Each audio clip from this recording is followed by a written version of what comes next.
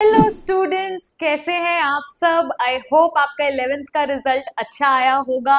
अब तो 12th को वैसे भी स्टार्ट हुए 3 मंथ्स हो गए हैं अभी तक मुझे, लेकिन पता है आप लोगों ने पढ़ाई स्टार्ट नहीं करी होगी। अप्रैल में लगता है कि भाई रिजल्ट आया, अभी तो चिल करते हैं, फिर आपके वेकेशंस आ गए। अब आपको टाइम आ गया है लेकिन कि आपको सीरियसली पढ़ाई स्टार्ट करनी चाहिए, क्योंकि यूनिट टेस्ट आ रहे हैं एंड फ्लो में अब हम सब कुछ पढ़ेंगे। तो आपको क्या क्या पढ़ना है 12th में। आप 11th में माइक्रो इकोनॉमिक्स और स्टैटिस्टिक्स पढ़कर आए। अब आपको 12th में क्या पढ़ना है, macro economics and Indian economics. तो सबसे पहले हम स्टार्ट करेंगे मैक्रो इकोनॉमिक्स के साथ। 2-3 चैप्टर्स हम इसके कवर करेंगे या एक यूनिट पूरा कवर करेंगे, फिर थोड़ा इंडियन इकोनॉमिक्स, फिर थोड़ा मैक्रो, ऐसे ही हम अपना फ्लो सेट करेंगे। राइट तो चलिए स्टार्ट करते हैं मैक्रो इकोनॉमिक्स की फर्स्ट यूनिट के साथ। The first and the most important unit, that is national income.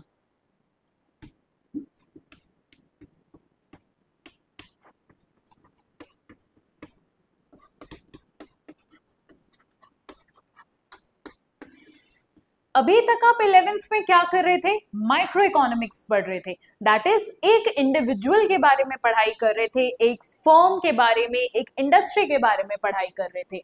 अब आपको पूरी नेशन के बारे में पढ़ाई करनी है, क्योंकि it's macro economics. Right macro economics में क्या होता है कि हम वाइड रेंज ऑफ स्टडी पकड़ते हैं, वाइड रेंज ऑफ एरिया को देखते हैं।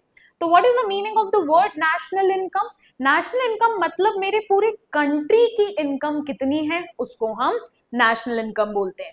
इसके अंडर आपके 4 चैप्टर्स आते हैं। तो चलिए स्टार्ट करते हैं चैप्टर नंबर 1 के साथ, that is the circular flow of income.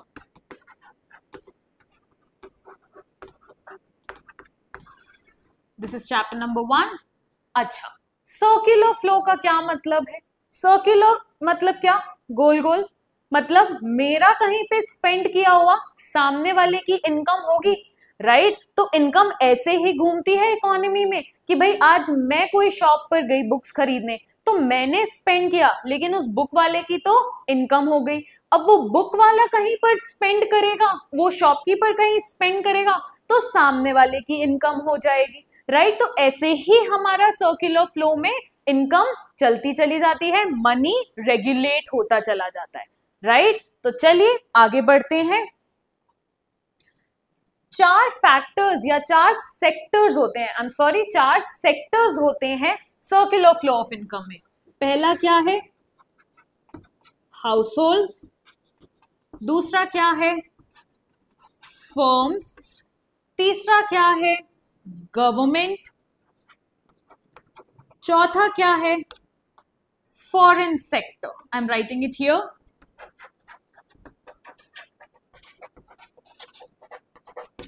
This is first, this is second, this is third and this is fourth. Households कौन होते हैं, हम आप जैसे कंज्यूमर्स। राइट जिनके पास, अब एक और टर्म मैं यूज कर रही हूं जिसका मतलब मैं बताती हूं, जिसके पास फैक्टर्स ऑफ प्रोडक्शन होते हैं। अब ये क्या होते हैं, just wait for a minute. Firms मतलब कौन, जो सप्लाई कर रहे हैं, जो प्रोडक्शन कर रहे हैं। गवर्नमेंट हम सबको पता है एक रूलिंग बॉडी है हमारे पास, एंड फॉरेन सेक्टर मतलब जो फॉरेन से एक्सपोर्ट इंपोर्ट होता है।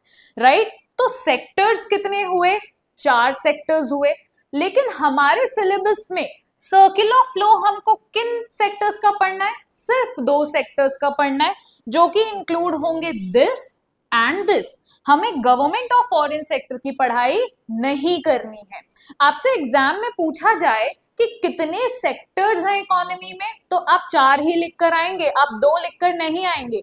लेकिन अगर आपसे सर्कुलर फ्लो पूछा जाएगा तब आप 2 सेक्टर का बनाकर आएंगे, जो कि मैं आपको अभी पढ़ाऊंगी। राइट इसके पहले मैंने आपको एक टर्म बोली, फैक्टर्स ऑफ प्रोडक्शन। देखिए ये ना बहुत बेसिक टर्म है, पूरे मैक्रो इकोनॉमिक्स में काम आएगी आपकी, तो ध्यान से पढ़िएगा।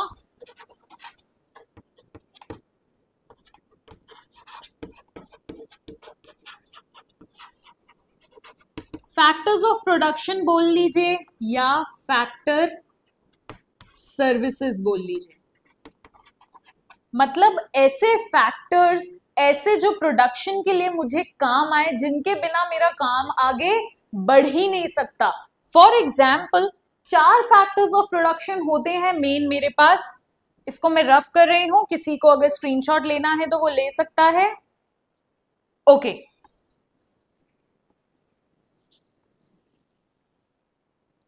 सबसे पहला है लैंड, दूसरा है लेबर, तीसरा है कैपिटल,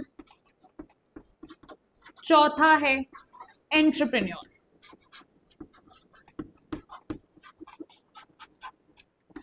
क्या मैं लैंड के बिना कहीं कुछ काम कर सकती हूँ? क्या मैं प्रोडक्शन कर सकती हूँ?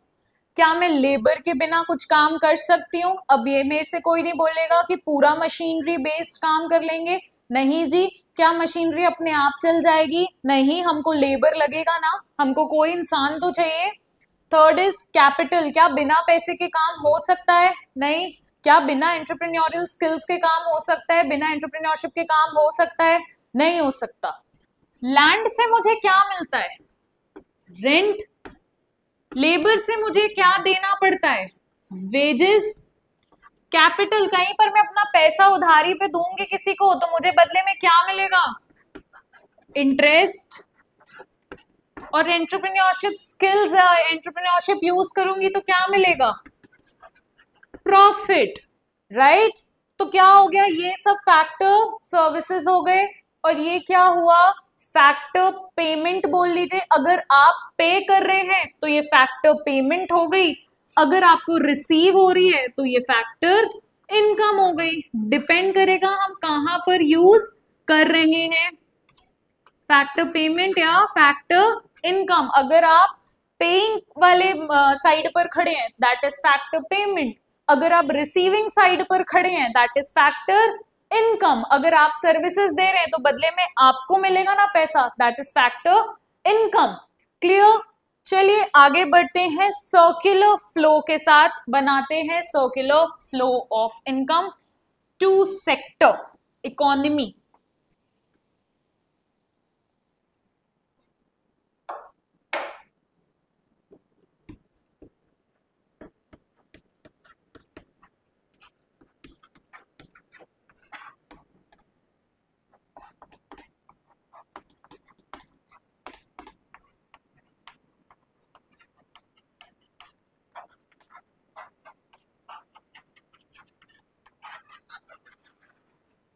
टू सेक्टर इकोनॉमी में हमको सर्कुलर फ्लो पढ़ना है। ठीक है, सबसे पहले मेरे पास 2 चीजें हैं। कौन कौन दो सेक्टर्स हैं मेरे पास? Household and firms. क्या मैं गवर्नमेंट और फॉरेन सेक्टर को लूंगी? नहीं लूंगी, क्योंकि हम किसकी पढ़ाई कर रहे हैं? टू सेक्टर इकोनॉमी की पढ़ाई कर रहे हैं। राइट। सबसे पहले ये हो गए भाई हाउस होल्ड। इनके पास क्या है? Factor services. हाउस होल्ड के पास ही लैंड होता है, फर्म्स तो या तो रेंट पे लेते हैं या तो परचेज करते हैं। इनिशियली तो हाउस होल्ड के पास ही सब कुछ होता है, हम ही लेबर बनते हैं, हम ही अपना पैसा लगाते हैं फर्म्स में। राइट। तो फैक्टर सर्विसेज तो ये होल्ड कर रहे हैं। राइट। तो सबसे पहले ये क्या देंगे फर्म्स को? फैक्टर सर्विसेज, जिसमें कि क्या क्या आ जाएगा? लैंड, लेबर, कैपिटल और एंटरप्रेन्योर। राइट। अब इनको फैक्टर सर्विसेज दी तो भाई इनको जब सर्विसेज प्रोवाइड कर रहे हैं हम, तो इनको कोई ना कोई पेमेंट करनी पड़ेगी हाउस होल्ड्स को, इनको फ्री में तो नहीं मिलेगा सब कुछ। राइट। तो ये क्या देंगे? फैक्टर पेमेंट करेंगे, क्योंकि इन्होंने सर्विसेज ली है। फैक्टर पेमेंट में क्या क्या आ गया? लैंड के बदले पेमेंट क्या करनी पड़ेगी? रेंट। लेबर को क्या पे करना पड़ेगा? वेजेस। कैपिटल, किसी ने पैसा लगाया तो उसको इंटरेस्ट देना पड़ेगा, और एंटरप्रेन्योरशिप की जगह प्रॉफिट देना पड़ेगा। अब भाई ये माला माल हो गए बिल्कुल, इनके पास आ गया अब पैसा। पैसे से अब ये क्या करेंगे? पैसे से हर इंसान क्या करता है? कंजम्पशन करता है गुड्स एंड सर्विसेज का। अब भाई मेरे को डेली लाइफ के लिए आटा दाल चावल सब कुछ चाहिए ना, तभी तो मैं सर्वाइवल कर पाऊंगी। तो ये क्या करते हैं, ये करते हैं कंजम्पशन एक्सपेंडिचर,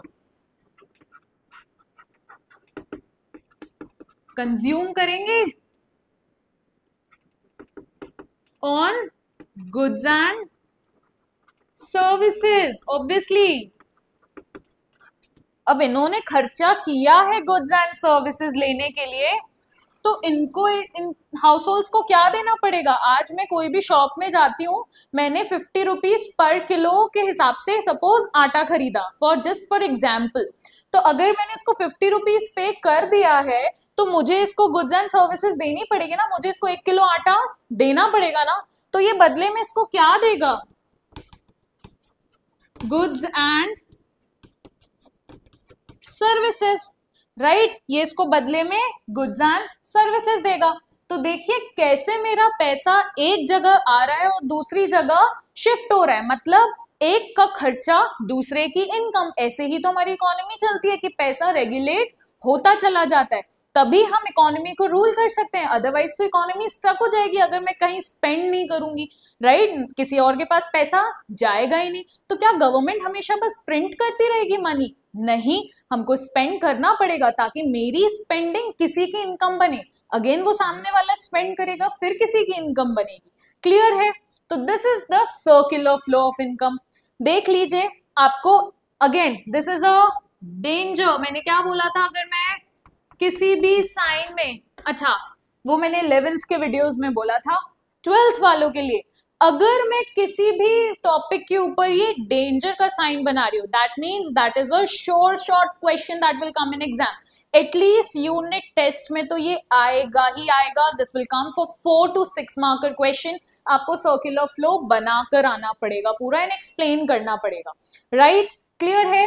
अच्छा, one more important thing here, आप एरोज का बहुत ज्यादा ध्यान रखेंगे। अगर गलती से आपने एरो इधर लगा दिया, पूरी कहानी खत्म हो जाएगी यहीं पर, क्योंकि उल्टा हो जाएगा सब कुछ। सो एरोज का इसमें बहुत ज्यादा ध्यान रखेंगे। क्लियर है? This is the circular flow of income. चलिए आइए पढ़ते हैं फेजेस ऑफ सर्कुलर फ्लो।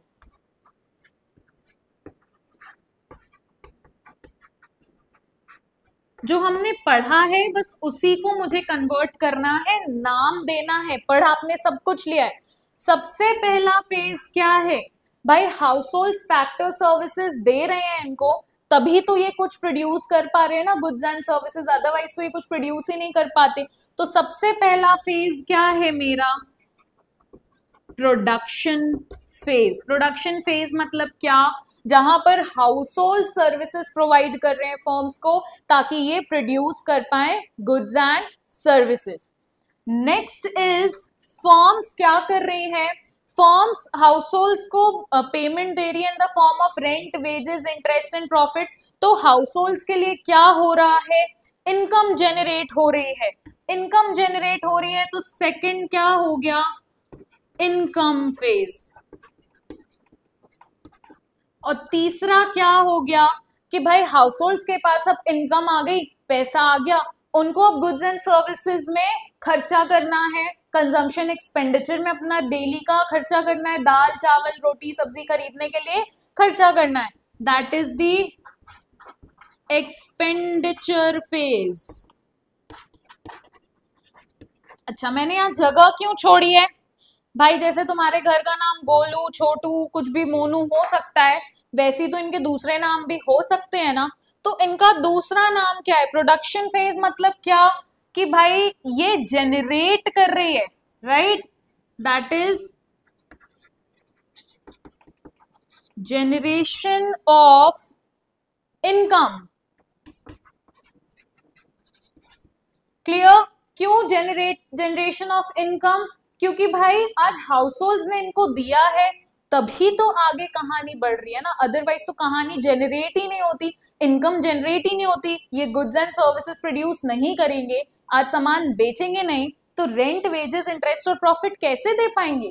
अगर सपोज आप एक इंडस्ट्री ओनर हैं तो आप अपने लेबर को वेजेस अपने लैंड में रेंट कैसे देते हैं? जब गुड्स एंड सर्विसेज प्रोड्यूस कर लेते हैं, बेच लेते हैं, उसमें से ही ना पैसा निकाल कर आप वेजेस या लेबर को वेजेस या फिर रेंट देते हैं।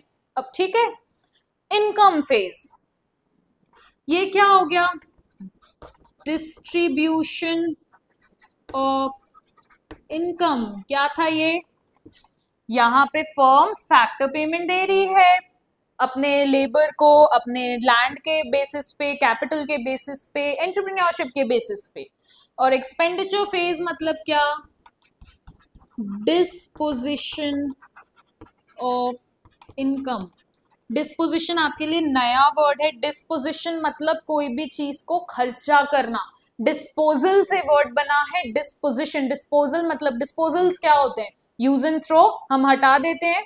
तो मनी भी क्या है? आप उसको यूज करेंगे, उसको खर्चा करेंगे, that is disposition of income. Expenditure phase में क्या होता है? हाउस होल्ड्स कंजम्पशन एक्सपेंडिचर करते हैं गुड्स एंड सर्विसेज में, that is the disposition phase. तो ये क्या हो गए? 3 phases of circular flow, right? 1 marker 2 marker question ready हो सकता है। क्लियर है? इतना आप क्लियर करिए। तो आगे बढ़ते हैं हम किसके साथ? डेफिनेशन के साथ। तो देखते हैं सर्कुलर फ्लो की डेफिनेशन।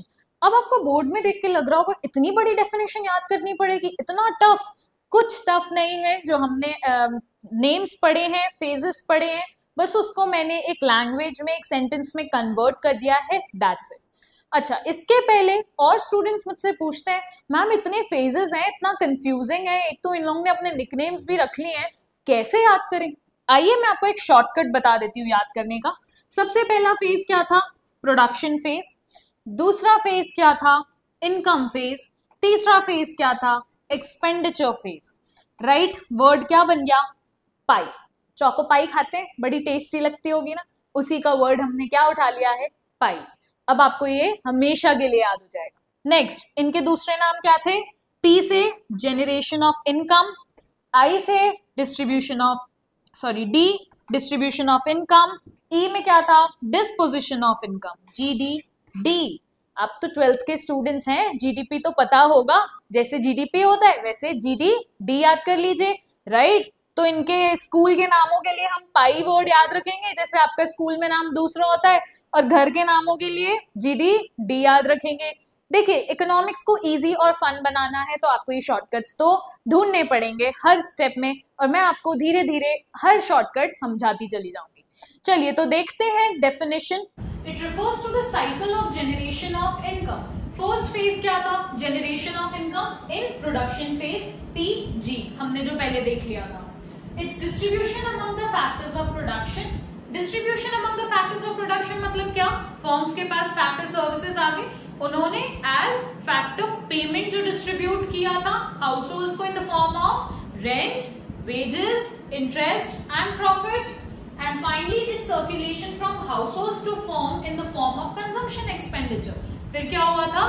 हाउस होल्ड्स के पास पैसा आ गया था तो उन्होंने कंजम्पशन एक्सपेंडिचर किया था on goods and services produced on goods and services produced by them. goods and services किसने प्रोड्यूस किए थे? फर्म्स ने प्रोड्यूस किए थे, राइट? ये डेफिनेशन बिल्कुल भी टफ नहीं है, आपके फेजेस को जस्ट आपको कन्वर्ट करना है। स्टिल अगर आपको ये डेफिनेशन बहुत टफ लगती है तो आप अपने वर्ड्स में सर्कुलर फ्लो को एक्सप्लेन करके एक डेफिनेशन बना सकते हैं, कोई दिक्कत नहीं है। उतने फ्लेक्सिबल हर टीचर होता है, कोई भी 12th में प्रॉब्लम नहीं होगा, वो आप बोर्ड एग्जाम्स में भी लिखकर आ सकते हैं। क्लियर है? अच्छा, तो ये हो गया हमारा half the chapter, half of first chapter. So मिलेंगे नेक्स्ट पार्ट के साथ for the other half. Till then, subscribe to my YouTube channel. Also press the bell icon so that you can get all the notifications. And one more important thing, you can also follow me on Instagram for all the college things I am sharing right now. एक हमने नई series start करी है, college made easy with वृंदा। सो आपके दिमाग में जो भी कॉलेज रिलेटेड प्रॉब्लम्स हैं या कोई भी कंफ्यूजन्स हैं तो वो आप मुझे दे सकते हैं। That is a very fun series that you will see on Instagram. So I mention my Instagram handle here. Till then, पढ़ते रहिए, keep studying, keep slaying. I'll see you in the next video. Till then, tada, bye bye.